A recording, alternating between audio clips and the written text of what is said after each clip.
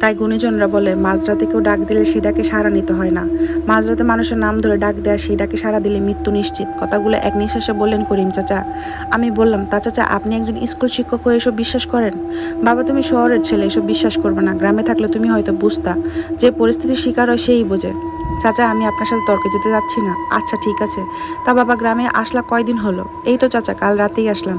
এবার ছুটিটা একটু বেশিই পেয়েছি অফিস থেকে। তাছাড়া মাও একটু অসুস্থ, তাই ভাবলাম এবার গ্রামে এসে কিছুদিন ঘুরেই যাই।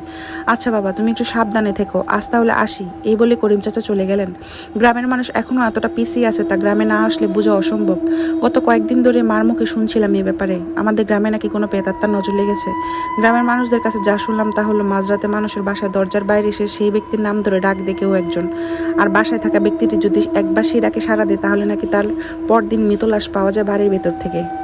বিষয়টি গ্রামবাসীর জন্য অনেক ভয়ঙ্কর হলেও আমার কাছে অতি হাস্যকর লাগছে। একজন মানুষের নাম ধরে ডাক দিলে সে মারা যাবে।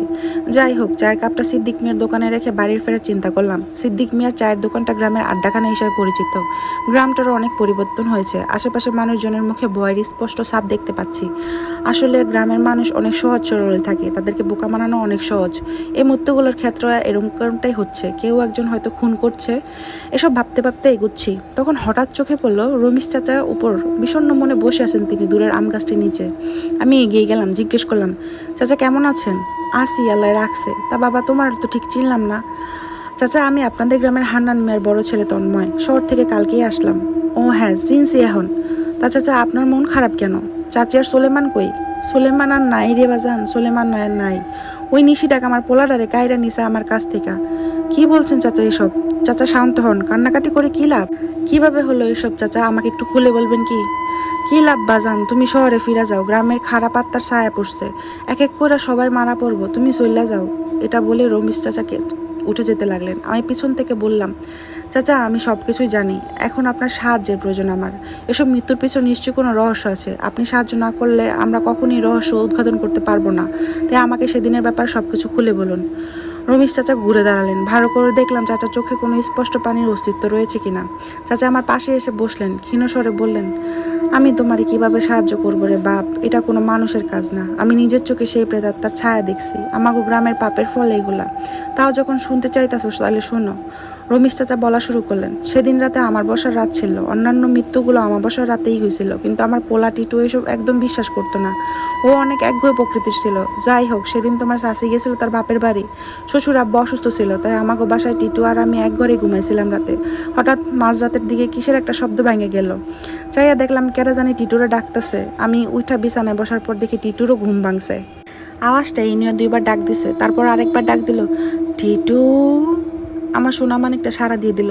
টিটু কইলো, কেডাই রে এত রাইতে এখানে? বেশ সাথে সাথে আমার পোলাটা কেমন যেন চুপ হয়ে গেল, মাটিতে পড়ে গেল ধপাস কইরা। আমার চোখের সামনে এক মুহূর্তে কেমন কইরা জানি হইলো বুঝলাম না। পোলাটার গায়ে হাত দিয়ে দেখলাম আমার পোলাটা নাই রে বাজান।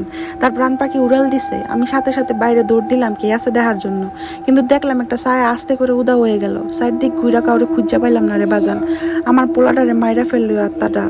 আমার টিটু। চাচা কাঁদতে কাঁদতে থাকলেন। তাকে সান্ত্বনা দেওয়ার বাসা আমার নাই, তবু চাচাকে ধরে বাসায় পৌঁছে দিয়ে আসলাম। নিজের বাসার দিকে রওনা হলাম। হাঁটছি আর ভাবছি, আসলে কি এমন কিছুর অস্তিত্ব আছে এই পৃথিবীতে, নাকি সবকিছু নিকৃষ্ট মানুষের কারসাজি? বাসায় আসার পর এই ভাবনা দূরে চলে গেল। ব্যস্ত হয়ে পড়লাম পরিবার পরিজনদের নিয়ে। আমি বাসায় আসায় মা এরপর থেকে বেশি খুশি হয়েছে আমার ছোট ভাই রাতুল। তাদের সাথে ভালো সময় কাটবার ফাঁকে নিশিটাকের কথা ভুলে গেলাম একদম। আমাদের গ্রামের বাড়িতে যে ঘরটি রাতুল থাকতো, আমি আসার পর রাতুলকে আমার সাথে ঘরটি শেয়ার করতে হচ্ছে কয়দিন ধরে। ঘরটিতে দুটি বিছানা পেতেই তার একটিতে ঘুমাতে হয় আমাকে। তাতে অবশ্য রাতুলের কোনো অভিযোগ নেই। এভাবে কাটছিল ছুটির দিনগুলো। একসময় ছুটির সময় শেষ হয়ে গেল। পরশু থেকে অফিস জয়েন করতে হবে, তাই কালকে সকালে আমার শহরের জন্য রওনা হতে হবে। আজই আমার ছুটির শেষ দিন। রাতে খুব ভালোই খাওয়া দাওয়া হলো। খুব সকালে উঠতে হবে, তাই সবাই তাড়াতাড়ি খেয়ে ঘুমিয়ে পড়লাম। রাতুল অবশ্য মোবাইল টিপছিল। ওর একটু দেরি করে ঘুমানোর অভ্যাস, তাও বড় ভাই হিসেবে একটা ধমক দিয়ে ঘুমিয়ে পড়লাম আমি। হঠাৎ মাঝরাতে কে যেন দরজার বাইরে থেকে ডাক দিল, রাতুল। এক লাফে ঘুম থেকে উঠে পড়লাম। স্বপ্নে দেখলাম নাকি? কিন্তু না, পরক্ষণে আবার বাইরে থেকে ডাকটা আসলো, রাতুল। এবার রাতুলের ঘুম ভেঙে গেল। সে বিছানায় উঠে বসলো।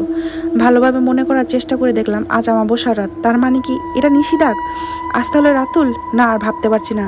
রাতুলকে আটকাতে যাব তার আগেই আরেকবার ডাক চলে আসলো, রাতুল। আমি রাতুলকে মানা করার আগেই রাতুল সে ডাকে সাড়া দিয়ে দিল। কে? দেখতে দেখতে মুহূর্তের মধ্যে আমার কোলে ঢলে পড়লো আমার ভাইয়ের নিথর ধাওটি। বুঝলাম আমার ভাই আর নেই, শূন্য হয়ে পড়ে রইল। কি করবো বুঝতে না পেরে দৌড় দিলাম দরজার দিকে। দরজা খুলে যা দেখলাম তাতে আমার ঘাম ছুটে গেল। তাহলে কি গ্রামবাসীদের কথাই সত্যি?